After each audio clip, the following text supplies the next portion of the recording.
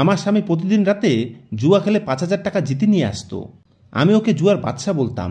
এতে ওর হিম্মত বেড়ে যেত, কেননা এই টাকা দিয়েই প্রতিদিনের বাজার আসতো। রাতের বেলা ও এসে আমার হাতের উপরে টাকা রেখে দিত, আর আমি সেই টাকা তোশকের নিচে রেখে ঘুমাতে খুব শান্তি পেতাম। এমনিতেই ও দেরি করে আসতো, আর আমার জেগে থাকার অভ্যাসও ছিল। একদিন মাঝরাতে ও হঠাৎ করে ঘরের মধ্যে ঢুকেই বলতে লাগলো, তাড়াতাড়ি পালিয়ে যাও এখান থেকে, 1 মিনিটও দেরি করো না, পালাও এখান থেকে। আমি তো বুঝতেই পারছিলাম না যে ও এসব কথা কেন বলছে, আমাকে পালানোর জন্য কেন বলছে। প্রতিদিন ও মদ খেয়ে এসে অদ্ভুত অদ্ভুত কথা বলতো। আমার মনে হয়েছিল এটাও সেরকমই কোনো কথা। না হলে এরকম হয় নাকি, আপনার স্বামী বাড়িতে আসবে আর এসেই বলবে পালিয়ে যাও, পালাও এখান থেকে। তখন আপনি অবশ্যই পালিয়ে যাবেন না। প্রথমে আপনি তাকে জিজ্ঞেস করবেন যে কোথায় পালিয়ে যাব, কেন পালিয়ে যাব, কি ব্যাপার তুমি এরকম বলছো কেন।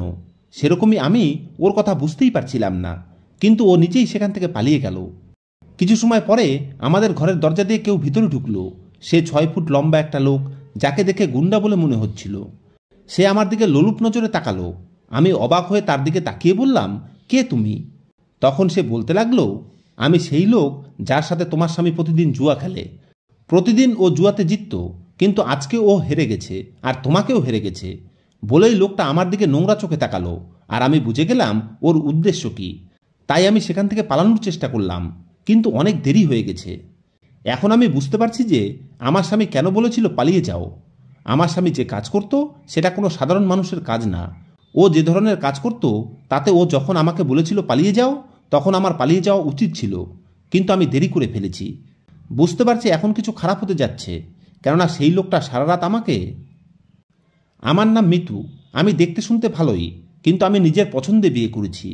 এই সম্বন্ধের একটা ভালো দিক ছিল যে বাড়ি ওর নিজের ছিল, আর বাড়িতে ও একলাই থাকতো। আমার মা এটা ভেবেই বিয়েতে রাজি হয়েছিল যে আমার মেয়ে শান্তিতে থাকবে। বাবা এই সম্বন্ধের বিরুদ্ধে ছিল, কিন্তু আমি ওকেই বিয়ে করতে চাইতাম, কেননা আমি ওকে ভালোবাসতাম। কিন্তু বিয়ের পরে 2 বছর তো বাড়িতে কিছুই থাকতো না। যে কষ্টে আমি সময় কাটিয়েছি সেটা একমাত্র আমিই জানি। যখন কোনো মেয়ে বিয়ে করে তখন সে এটাই ভাবে যে নিজের বাড়ির থেকে ভালো জায়গায় যাবে, কিন্তু আমি খারাপ জায়গায় এসে গেছি। আমার বাড়িতে ভালো বলতে কিছুই ছিল না। আমার স্বামী রোজ আমাকে বলতো সব কিছু ঠিক হয়ে যাবে, কিন্তু আমি জানতাম এটা শুধু কথার কথা। কিছু লোক এই কথা বলতে বলতেই এই দুনিয়া থেকে চলে যায়, তবুও তাদের কিছুই হয় না। পাড়ায় আমার চেনাশোনা ছিল, আর পাড়ার মহিলারা একটা ক্লাব বানিয়েছিল। সেখানে প্রতি রবিবার রাতের বেলা সবাই আড্ডা মারতে বসত। সেখানে আমার যেতে আগে সংকোচ হতো, কেননা সেখানে মহিলারা গোটা সপ্তাহের শপিং একে অপরকে দেখাতো আর গল্প করত। কেউ বলতো আমাকে আমার স্বামী এটা দিয়েছে, তো আরেকজন বলতো আমাকে আমার স্বামী এটা এনে দিয়েছে। এই পরিবেশে আমার কাছে বলার মতো শুধু মিথ্যা থাকতো, কিন্তু যখন মিথ্যা ধরা পড়ে যেত তখন সবাই আমার উপরে হাসতো। কিন্তু তারপরেও আমাকে যেতে হতো, কেননা আমি এখানেই যেতে পারতাম। এছাড়া আমার জীবনে আর ছিলই বাকি, বাচ্চাও ছিল না, আর আমার স্বামী এমনিতেও নিজের দুনিয়াতে ব্যস্ত থাকতো, তাই আমি সেখানেই যেতাম। এখন আমার স্বামী এই কাজ শুরু করেছে। সে রাতের বেলা দেরি করে আসতো, আর এসেই আমার হাতে টাকা রেখে দিত। প্রথম দিন যখন ও এরকম করেছিল তখন আমি হতবাক হয়ে জিজ্ঞেস করেছিলাম, এসব কি? তখন ও বলেছিল, আম খাচ্ছ খাও, কিন্তু আমের আটি গুনতে যেও না। তাই আমারও শখ ছিল না এত চিন্তা ভাবনা করার। এমনিতেও আমি অনেক দিন পরে এত টাকা দেখছি। এরপরে আমার স্বামী বলল, এই সমস্ত টাকা তোমার, বাড়ির দরকারি জিনিসপত্র নিয়ে এসো। তারপরে যে টাকা বেঁচে যাবে তা দিয়ে নিজের জন্য কিছু নিয়ে নিও। আমি প্রতিদিন রাতে দেরি করে আসব। আমি আমার স্বামীকে বললাম আমার কোনো ব্যাপার নেই, কেননা আমি ভেবেছিলাম ও হয়তো রাতে কোনো কাজ শুরু করেছে। তাছাড়াও যখন এত টাকা পাওয়া যাচ্ছে তখন আমার কি অসুবিধা থাকতে পারে। আমি মনে করেছিলাম ও হয়তো অ্যাডভান্স টাকা পেয়েছে, যেটা এনে আমার হাতে দিয়েছে, কিন্তু পরের রাতে আবারও ও সেই পরিমাণ টাকাই নিয়ে এলো।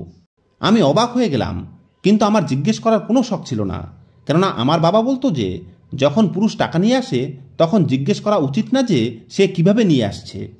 টাকা নিয়ে আসছে সেটাই অনেক বড় ব্যাপার। পুরুষের কাজ টাকা ইনকাম করা। এর আগেও আমার স্বামী বাড়িতে টাকা নিয়ে আসতো, ওই সংসার চালাতো, কিন্তু যেভাবে চলতো সেটা আমিই জানতাম। এখন তো ও প্রতিদিন টাকা নিয়ে আসতো, আর এসেই আমার হাতে টাকা রেখে দিত। আমার বাবা খুব রাগী লোক ছিল। সে কখনোই আমাদের সাথে ভালোবেসে কথা বলেনি, আমাদের সব সময় রাগই দেখিয়েছে। এই কারণেই আমার বাবার বাড়িতে যেতে ভালো লাগতো না, আর আমি তাদের সাথে খুব একটা যোগাযোগ রাখতাম না। কিন্তু আমার তাদের কথা মনে পড়ত। যখন আমার বিয়ে হয় তখন আমার বাড়ির লোকেরা আমাকে যৌতুক দিয়েছিল, কিন্তু আমাদের অবস্থা যখন খারাপ ছিল তখন আমার বাবার বাড়ির জিনিসও বিক্রি করতে হয়। কিন্তু এখন এমন অবস্থা ছিল যে বাড়িতে যে জিনিস ছিল না সেটাও বানিয়ে নিচ্ছিলাম, তারপরেও টাকা বেঁচে যেত। এখন তো আমি প্রতিদিন শপিং করতে শুরু করেছি। এসব দেখে আমাদের ক্লাবের মহিলারা অবাক হতো আর বলতো, তুমি কি কোনো লটারি পেয়েছো, নাকি তোমার স্বামী লম্বা চওড়া কোনো দাও মেরেছে? আমি বললাম, লম্বা দাও মেরেছে এ কথার মানে কি? আমার স্বামী সারা রাত কষ্ট করে ইনকাম করে আর সকালবেলা টাকা এনে আমার হাতে দেয়। তোমরা সবাই জানতে আমাদের অবস্থা কত খারাপ ছিল, কিন্তু কারো সময় বদলাতে দেরি লাগে না। তাদের সবার মুখ হা হয়ে গেল, তাদের মুখ দেখার মতো ছিল। এসব দেখে আমার খুব ভালো লাগছিল। এটা তো সত্যি টাকা খুব দরকারি জিনিস। আপনি এটা বলতে পারবেন না যে টাকা নেই তো কি হয়েছে। এই জিনিসটা তো সত্যি, ভালোবাসায় সংসার চলে না। জীবিত থাকার জন্য হাজার রকমের জিনিসের দরকার পড়ে। সবচেয়ে আগে বাড়ির দরকার হয়, তারপরে খাবার, কাপড়, সাবান, শ্যাম্পু, ওষুধ, চাল, ডাল। এমন কোনো জিনিস আছে যেটা টাকা ছাড়া পাওয়া যায়? আমার স্বামী যখন ফিরত তখন এত ক্লান্ত থাকতো যে এসেই ঘুমিয়ে পড়ত। তারপরে সারাদিন ঘুমাতে থাকতো আর সন্ধ্যা প্রায় 5টার সময় উঠে বেরিয়ে যেত। আগে যখন ও বাড়ি থেকে বাইরে থাকতো তখন আমি ওকে অনেক কথা শুনিয়ে দিতাম। আমি বলতাম, কোথায় যাও আর কোথায় থাকো? তুমি কি রোজ আনন্দ ফুর্তি করতে থাকো? আমার স্বামী কখনো কখনো বাড়িতেই থাকতো আর সারাদিন ঘুমিয়ে কাটিয়ে দিত। আমি অপেক্ষায় বসে থাকতাম যে ও এখনই উঠে খাবারের জন্য কিছু নিয়ে আসবে, কিন্তু ও উঠতই না। এসব দেখে আমার খুব রাগ হতো। এখন ওর আসা যাওয়া নিয়ে আমার কোনো সমস্যা ছিল না, কেননা আমি জানতাম ও সারা রাত কাজ করে, তাই দিনের বেলা ঘুমাবেই। আমি আমার বান্ধবীদের এটা তো বলে দিয়েছিলাম যে আমার স্বামী পরিশ্রম করে টাকা নিয়ে আসে, কিন্তু আমার স্বামীর মধ্যে পরিশ্রমের কোনো প্রভাব দেখতে পেতাম না। ও সারাদিন বাড়িতে ঘুমাতে থাকতো আর সন্ধ্যাবেলা উঠে কোথাও চলে যেত। অনেক রাতে, কখনো কখনো সকাল 3-4টার সময় ও ফিরে আসতো আর এসেই ঘুমিয়ে পড়তো। ওর কাছে এত টাকা থাকতো যতটা আজকাল মাসে একজন ইনকাম করত। একদিন আমি জিজ্ঞেস করলাম, কি এমন কাজ করো? তখন ও বলতে লাগলো, যদি বারবার জিজ্ঞেস করো তাহলে আমি খরচা দেওয়া বন্ধ করে দেব। আমি বললাম, ঠিক আছে, আমি আর কখনো তোমাকে জিজ্ঞেস করব না। আমি গরিবী আর অভাব দেখেছি, ছোট ছোট জিনিসের জন্য আমি ছটফট করতাম। এখন আমি আবারও সেই সব কিছু অনুভব করতে চাইতাম না। এই কারণে স্বামীকে তার অবস্থায় ছেড়ে দিলাম। যা হোক, যা কিছুই করুক, কমপক্ষে টাকা তো নিয়ে আসছে, আর টাকা জীবনের মুখ্য প্রয়োজন। যদি আপনাকে সংসার চালাতে হয়, নিজের পেটে খাবার দিতে হয়, তাহলে আপনার টাকার প্রয়োজন। আমার বাবা মায়ের অবস্থা ঠিক ছিল না। আজকাল আমার কাছে অনেক টাকা ছিল, তাই ভাবলাম বাড়িতে যাই, দেখা করে আসি। আমি আমার মা বাবাকে টাকা দিতে পারতাম না, না হলে আমার স্বামী জানতে পেরে যেত। এই কারণে জিনিসপত্র নিয়ে আমি বাবার বাড়ির দিকে হাঁটা লাগালাম। আমার বিয়ে আসলে খুবই খারাপ অবস্থায় হয়েছিল, কেননা এর সঙ্গে কেউই আমার বিয়ে দিতে চাইতো না। আমি বাড়ির লোকের সঙ্গে রাগারাগি করে এই বিয়ে করেছি। এমনকি আমার বড় ভাই, যে আমার বাবার মতো ছিল, সেও এই বিয়েতে রাজি ছিল না। বড় দাদা সারা জীবন আমার খেয়াল রেখেছে। ও বাইরের দেশে থাকতো আর সবসময় সেখান থেকে আমার জন্য জিনিস পাঠাতো। কিন্তু যখন ও জানতে পারল যে আমি কাউকে পছন্দ করে নিয়েছি, তখন ও আমার উপরে খুব রেগে গেল। আমি ওকে বোঝানোর অনেক চেষ্টা করেছি যে দাদা, আমি ওকে খুব ভালোবাসি। কিন্তু দাদা বলল, যদি এর সঙ্গে বিয়ে করিস তাহলে তোর সাথে আমার সমস্ত সম্বন্ধ শেষ। আমি ওকে বোঝানোর অনেক চেষ্টা করেছি, অনেক কান্না করেছি, কিন্তু ও বুঝতেই চায়নি। যাই হোক, তারপরে হৃদয়ের টানে বাধ্য হয়ে আমি বিয়ে করে নিলাম। আমার বিয়েও যেমন তেমনভাবে হয়েছিল, শুধু বাড়ির লোকেরা থেকেই আমার বিয়ে দিয়ে দিল। বাবা শুধু নিজের দায়িত্ব পালন করেছিল আর বলেছিল, আজ থেকে বাঁচা মরা তোর ব্যাপার। আমার দাদা কেন এরকম করেছিল? নাকি ও নিজের জায়গায় ঠিক ছিল? ওই পুরো সংসার চালাতো, সবার জন্য কিছু না কিছু করত। আমার জন্য ও অনেক কিছু করেছে। বাড়ির লোকেরা আমাকে পড়াতে চাইতো না, কেননা পড়াশোনায় অনেক খরচ হতো। কিন্তু দাদা আমার ফিসের টাকা পাঠাতো। তারপরেও আমি যা করেছি তাতে আজ অবধি ও আমাকে ক্ষমা করেনি।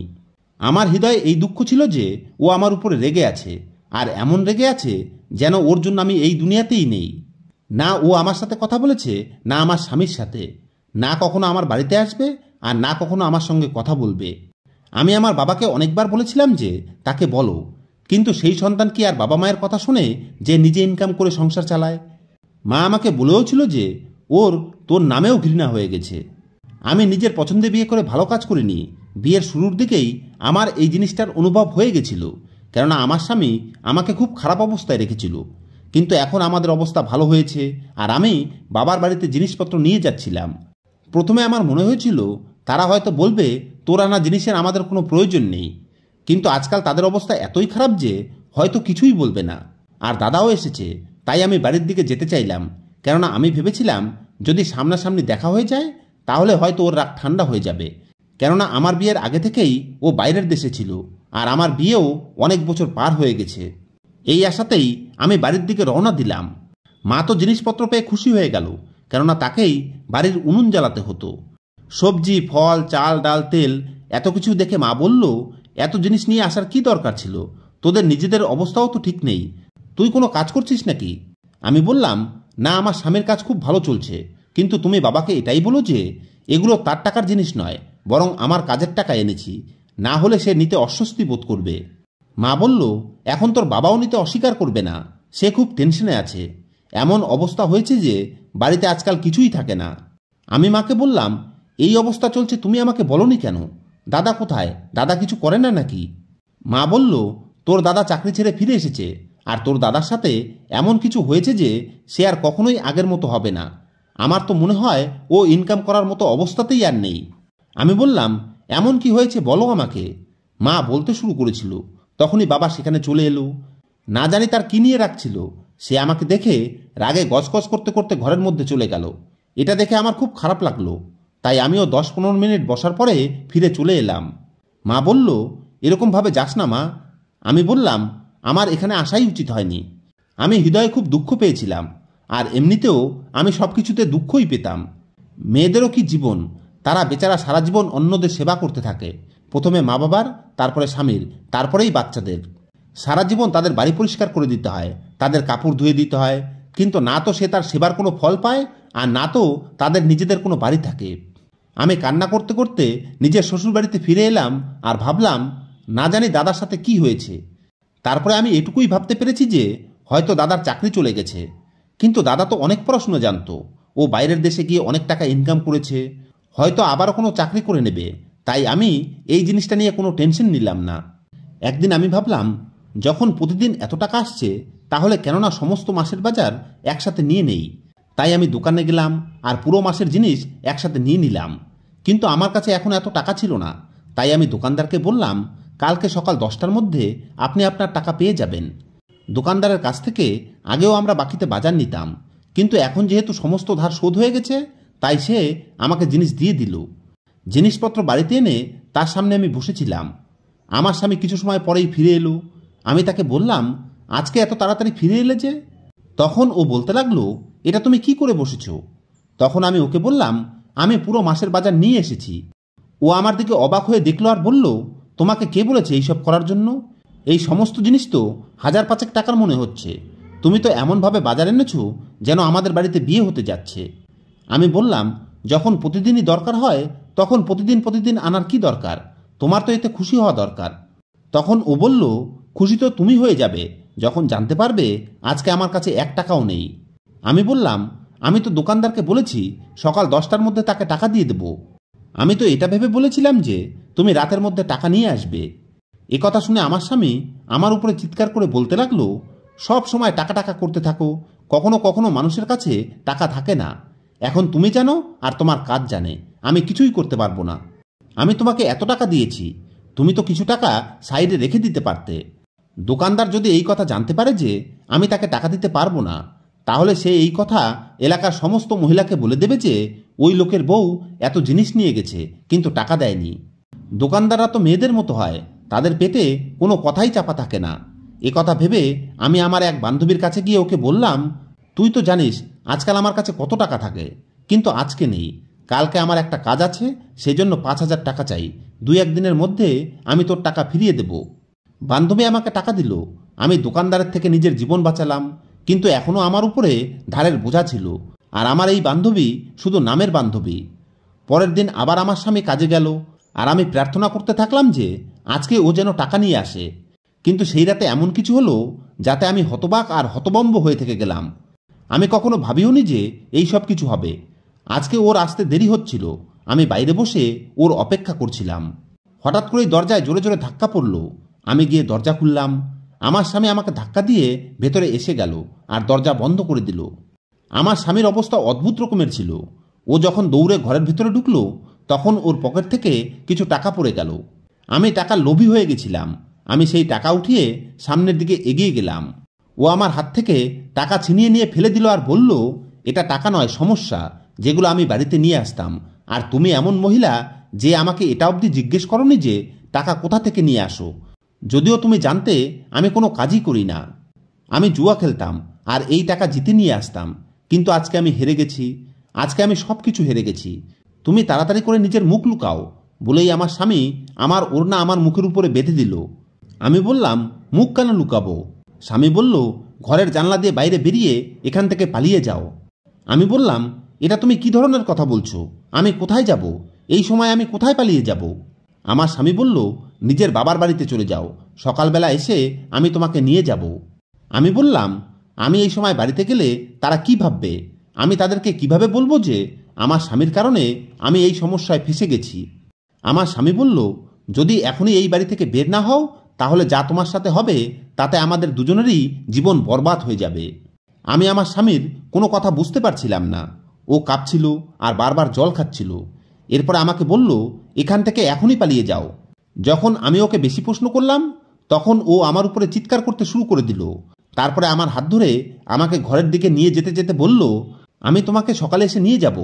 তখনই আমাদের ঘরের দরজা ভাঙার আওয়াজ আসতে লাগলো। কেউ আমাদের দরজা ভাঙছিল। আমার স্বামী জানালার সামনে এসে আমাকে এত জোরে ধাক্কা দিল যে আমি জানালাতে গিয়ে ধাক্কা খেলাম। এখন আমার রাগ হয়ে গেল। আমি বললাম, হয়েছেটা কি সেটা তো আমাকে বলো। তখনই সেই লোকটা ভেতরে এসে গেল, আর তা দেখে আমার স্বামী নিজেই বাইরে বেরিয়ে পালিয়ে গেল। আমি হতবাক আর হতবম্ব হয়ে দেখলাম যে ঘরের মধ্যে একজন পুরুষ ঢুকেছে আর আমার স্বামী পালিয়ে গেছে। আমি সেই লোকটাকে দেখলাম। তার মুখ দাড়িতে ভর্তি ছিল আর তার চোখের নিচে কালো দাগ ছিল। তার চুল এলোমেলো ছিল। তাকে দেখে আমার মনে হচ্ছিল কোনো গুন্ডা। সে গম্ভীর গলায় বলল, এখান থেকে পালানোর কোনো রাস্তা নেই। তোমার স্বামী প্রতিদিন রাতে আমার সাথে জুয়া খেলতো, আর আজকে সে জুয়াতে তোমাকে হেরে গেছে। এ কথা শুনে আমি খুব বাজেভাবে কাঁদছিলাম। আমি পালাতেও পারতাম না, কেননা সে একদমই আমার সামনে দাঁড়িয়ে। আমি আমার মুখের কাপড় আরও শক্ত করে টাইট করে নিলাম, যাতে সে আমার মুখ দেখতে না পারে। এটা আমার স্বামী আমার সাথে কি করে দিয়েছে? এর মানে হলো সেই টাকা জুয়ার টাকা ছিল, আর আজকে আমার স্বামী আমাকেই জুয়ায় লাগিয়ে দিয়েছে। আমি তার পায়ের কাছে বসে কেঁদে কেঁদে বললাম, আমার সাথে এরকম কিছু করো না, আমাকে যেতে দাও। তোমার বাড়িতেও হয়তো তোমার বোন আছে, তোমাকে তার দিব্যি, আমাকে যেতে দাও। আমি খুব বাজেভাবে কান্না করছিলাম। এতে আমার মুখের বাঁধন আগলা হয়ে গেছিল। সেই লোকটা আমার কাঁধ ধরে আমাকে উপরে উঠানোর চেষ্টা করলো।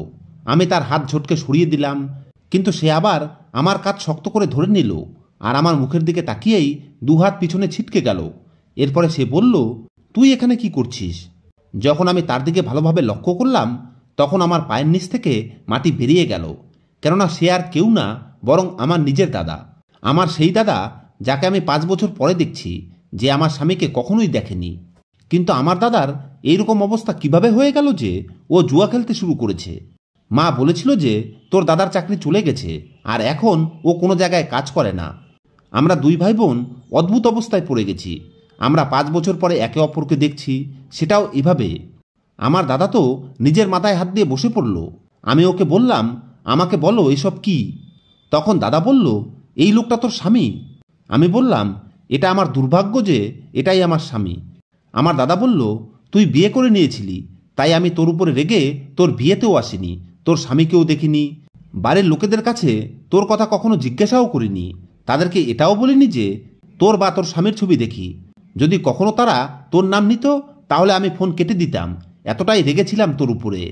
তারপরে না জানি আমি কিসের শাস্তি পেলাম যে আমি একটা মেয়েকে ভালোবেসে বসলাম। সে আমাকে বিয়ের কথা বললে আমি সেখানেই তাকে বিয়ে করে নিলাম। 3 মাস আমার সাথে থাকার পরে একদিন আমাকে বলতে লাগলো, আমার টাকার দরকার, এই কারণে আমি বিয়ে করেছি, এখন আমাকে ডিভোর্স দিয়ে দাও, আর আমি নিজের ভরণ পোষণের টাকা চাই। যদি না দাও, তাহলে আমি নির্যাতনের কেস করব। আমার ওর ধোঁকাবাজির আইডিয়া আগে থেকেই ছিল। ও যদি আমাকে ডিভোর্স দিতে চাইতো, তাহলে আমার কোনো অসুবিধা ছিল না। কিন্তু আফসোস এই জিনিসটা নিয়ে ছিল যে ওর পেটে আমার বাচ্চা ছিল। সে আমার সাথে অনেক বড় ধোঁকা করে আমার টাকা পয়সা আর আমার সন্তানকে নিয়ে গেল। এখন আমার সেই বাচ্চা 4 বছরের হয়ে গেছে হয়তো, কিন্তু আমি আজ অবধি ওকে দেখতে পাইনি।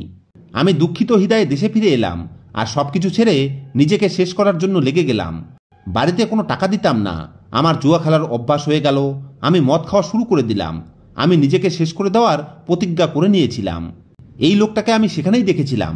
সেখানে আরও কিছু লোক ছিল। এই লোকটা খুব চালাক, জুয়াতে সবসময় জিতে যেত। আমি আমার সমস্ত জমানো টাকা জুয়াতে হেরে গেলাম। আমার সমস্ত টাকাই এ জিতেছে। তখনই আমরা সবাই প্ল্যান করে নিলাম যে আমরা এর উপরে বদলা নেব, আর আমরা একে। আমার দাদা নিজের মুখ সেখানেই বন্ধ করে নিল, কেননা যাকে ও জুয়াতে জিতে এসেছে সে ওর নিজের বোন। দাদা আবার কান্না করতে লাগলো আর বলল, এটা কি হয়ে গেছে?